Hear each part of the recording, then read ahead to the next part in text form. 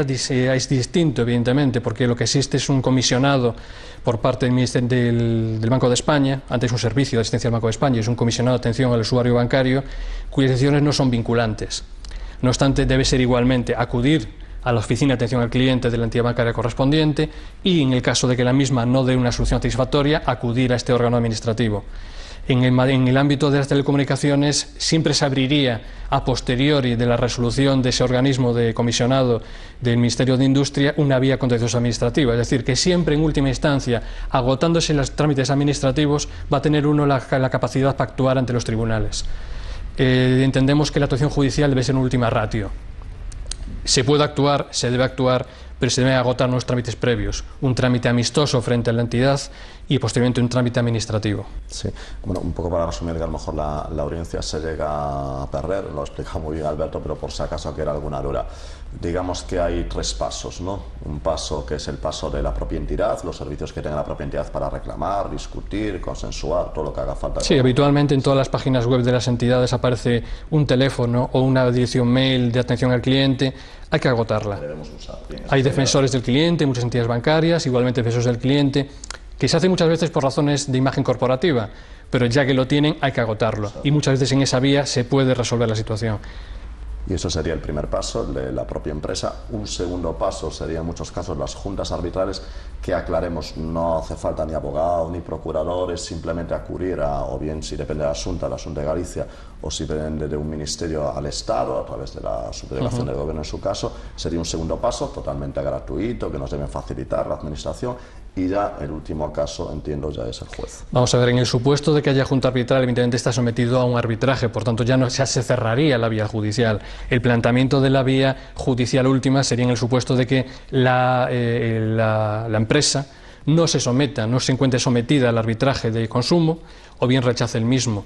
En ese caso sí que se abriría la vía judicial. Evidentemente, y volvemos al tema de los contratos de adhesión y a los contratos, digamos, no negociados, en muchas ocasiones se intenta imponer una prohibición de acceso a la justicia, lo cual es evidentemente una cláusula abusiva e ilegal, o se intenta imponer el arbitraje de un determinado órgano arbitral, digamos, privado, o un órgano, no una junta arbitral de consumo, también lo cual está proscrito, pero en el supuesto de que el consumidor se someta al arbitraje de una junta de consumo autonómica, municipal, evidentemente es un arbitraje, sustituye la vía judicial. El planteamiento de la vía judicial, yo lo hacía mención, en el supuesto de lo de telefonía, que hay una comisión o hay un órgano asesor, el Ministerio de Industria en materia de telecomunicaciones, la decisión de ese órgano sí que es objeto de recurso en vía contenciosa administrativa, pero siempre es, una vez agotada la vía administrativa, causado Estado la última resolución, se abre la vía contenciosa administrativa o la vía judicial, que puede plantearse en otro ámbito cuando se realiza con empresas privadas, pero si no se somete al arbitraje,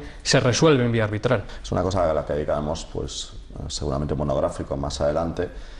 Bueno, pues los peligros que entraña pues la vía arbitral, las ventajas, obviamente es muy barato y sencillo y creo que rápido, pero el peligro evidentísimo es que, salvo creo que por cuestiones de forma, o sea, del propio laudo arbitral que tenga el fallo de forma, pero salvo en ese caso la vía judicial queda totalmente negada, ¿no? Sí, evidentemente la vía arbitral es más rápida, es menos costosa. Hay que plantearse, por tanto, los riesgos, evidentemente. Muy bien, nos comentan también casos de televisiones, a veces pues ahora con la multitud de canales que hay pues no llegan a sintonizar alguna cadena. Por cierto, nos pasa con Televisión de Ferrol, algunos vecinos de Ferrol que nos paran por la calle y nos comentan que no consiguen sintonizar nuestra cadena. ¿Qué ocurre en ese caso? Si compra una cadena, compra un piso y bueno, pues no consigue pues captar todos los canales que en principio debería. ¿Tengo alguna posibilidad de reclamación? ¿Cómo funcionaría eso? Bien, pero depende mucho también de lo que estemos hablando. Podemos estar hablando de un problema del aparato concreto, un problema pues del televisor, de la antena, de la instalación del edificio, o bien un problema de instalación propiamente dicha. Entonces estamos hablando de un problema de defectuoso material, de falta de conformidad del producto concreto. Si uno compra un televisor que se supone que tiene integrado el TDT y cuando se instala resulta que no es efectivo, estamos hablando de una falta de conformidad y por tanto entramos en el supuesto de las garantías del producto, de productos de consumo, ley de defensa de consumidores y usuarios, 6 meses para poder reclamar, sin necesidad de probar que el problema se ha planteado por causas imputables a la empresa, se entiende que es de origen o 2 años en general. Otra cuestión es cuando el problema es de instalación, cuando se ha contratado con alguien la instalación de un servicio, estamos hablando por tanto de una garantía del servicio concreto. Habría que ver el caso concreto para poder dilucidar cuál es la responsabilidad. Sí, evidentemente. Todo producto, todo servicio tiene sus garantías. Le anunciamos por lo tanto a la audiencia que cualquiera de sus amigos, familiares, pues si no consiguen sintonizarnos, cabe esa posibilidad de que pues averigüen si es la problema de televisión o incluso la comunidad. Bien, nos lo preguntan relacionado con el gas, pero yo entiendo que sirve para multitud de casos de contratos tipo, estos que uno poco puede negociar o firma o no firma. En los casos, por ejemplo, de gas o de cualquier otro de ese tipo, ¿con qué antelación debo notificar que me desligo de la compañía? No, en principio la notificación bien está vinculada a lo que pactado contractualmente, es decir, puede establecerse un mínimo de duración de la vinculación, lo cual es de dudosa legalidad, puede ser abusivo, y por tanto tenemos que partir del contrato concreto y partir del preaviso mínimo razonable. Por tanto, no es un problema de acudir al contrato y acudir a las circunstancias del caso concreto, no es un problema tanto de norma como de situación concreta del consumidor con la empresa. Bien, tenemos un bloque entero dedicado a todo el tema de la crisis económica, los fraudes masivos que ya, bueno, pues algunos han sido muy espectaculares, pero traen pues origen, pues que recordemos ya, pues por ejemplo, pues el aceite de colza, por ejemplo, el caso Rumasa, el caso Banesto, mucho más recientes casos de Fórum Filatélico, Afinsa. En este tipo de situaciones, algunas de las cuales, por ejemplo, estoy pensando en el Fórum Filatélico, Afinsa u otros, pues recientes que ha ocurrido a bastantes vecinos de nuestra ciudad y bueno, de nuestra comarca. ¿Quién responde? Es decir, ¿solo responde la empresa, que en muchos casos está en quiebra, con lo cual pues pocas posibilidades tiene? ¿O hay algún tipo de organismo? ¿Está alguna administración que ampara todo eso? ¿Qué ocurre? Bien, vamos a ver, de los supuestos que me has citado, evidentemente son casos muy distintos cada uno de otros. El primero de ellos, el tema aceite de colza, que es un poco el reflejo de una España ya pasada, Dios gracias, es un problema de delitos contra la salud pública, de la creación, producción o alteración de productos de primera necesidad o de consumo y por tanto tiene una persecución en el ámbito penal. El tema, por ejemplo, de Rumasa, que hoy me preocuparía más el tema de Nueva Rumasa realmente, que es un problema distinto, es un problema de contratación no sometida a la Comisión de Mercado de Valores, debe ser objeto de una atención muy concreta por parte de los consumidores. Igualmente es un tema que afecta más a normativa de consumo. En el supuesto de Afinsa o de Fórum Filatélico estamos encardinados completamente en el tipo del 248 del Código Civil, del Código Penal, perdón. Es una estafa pura y dura. Es decir, se ha creado un engaño bastante en el particular para que realice una disposición patrimonial. En principio, existiendo un procedimiento penal sobre esos particulares y existe el mismo, se está a resultas de esas consecuencias, de lo que resulte del procedimiento. Por tanto, a priori, el responsable va a ser siempre la empresa o los sujetos activos de esa conducta delictiva. A priori va a responder el Estado si no se acredita la existencia de una responsabilidad invigilando, de un incumplimiento de normas de tutela, va a ser muy complicado. Evidentemente, el planteamiento humano de aquel que ha invertido sus ahorros basándose en una apariencia de solvencia y que se ve defraudado, comprendo que busque una solución pública, que alguien asuma responsabilidades, pero la realidad es que si no existe justificación de que por parte de los poderes públicos se ha omitido el cuidado, se ha omitido la vigilancia, se ha actuado, digamos, incumpliendo la normativa, va a ser muy complicado que se le repercuta ningún tipo de responsabilidad a la Administración, ni que se cree para un caso concreto un fondo que pueda asumir esas responsabilidades.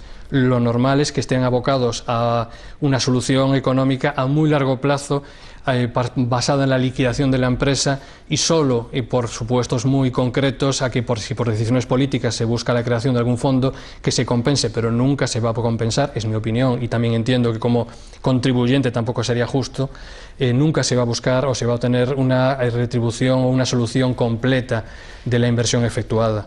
Sería en todas cosas injusto, porque ese mismo problema lo pueden tener en menor escala otros ciudadanos y por tanto no sería justo que a unos supuestos se resolviese, si no hay responsabilidad del Estado, repito, indemnizando frente a otros casos más pequeños, pequeñas estafas o pequeños engaños en los cuales no hay nunca asunción de responsabilidad por el Estado. Bien, con lo cual la conclusión a la que podemos llegar y la que debemos tener en cuenta de cara a la gente que nos está escuchando es que si ha tenido, digamos, la mala fortuna de invertir dinero en una empresa que ha incumplido sus obligaciones, pues está abocado a quedarse sin el dinero. El consejo al final siempre es el mismo, es decir, desconfiar de las ganancias excesivas de acuerdo con el mercado. Es decir, si existen unos tipos de interés que se están pagando por los bancos del 2, el 3, el 4%, desconfía de un producto, de una empresa que te ofrece el 8, el 10, el 15, desconfía. Y eso sirve también para esas empresas que de alguna forma pues nos auguran una mejor hipoteca, además con unas condiciones espectacularmente más buenas. Realmente eso es más una publicidad engañosa que un engaño en sí mismo. Es más una cuestión imputable a la Ley General de Publicidad que a una estafa. En la práctica estas empresas lo que realizan son concentración de préstamos. En la práctica realmente estas financieras lo que realizan es la búsqueda de una concentración de préstamos en otro banco y al final el préstamo lo da realmente una entidad financiera de las que encuentra uno por la calle y no realmente es nada extraño. Son financieras que lo que están efectuando son o bien préstamos ordinarios con el riesgo que eso supone, o bien son refundición de préstamos en uno solo. Es decir, el típico problema del ciudadano que tiene su hipoteca y ha huido hacia adelante mediante el pago de la hipoteca tirando de la visa, mediante la concesión de un préstamo personal para la compra de un coche y otra concesión de un préstamo personal para una obra, y se encuentra en un momento en el cual el flujo de cuotas es inasumible. Evidentemente, por una cuestión puramente económica de refundición, se va a pagar menos si se funden todos los préstamos en uno y se difiere el pago con un plazo más largo que si se tiene 5 préstamos y con un plazo más corto. Es una cuestión puramente económica, pero no hay habitualmente nada mágico detrás de estas empresas. Están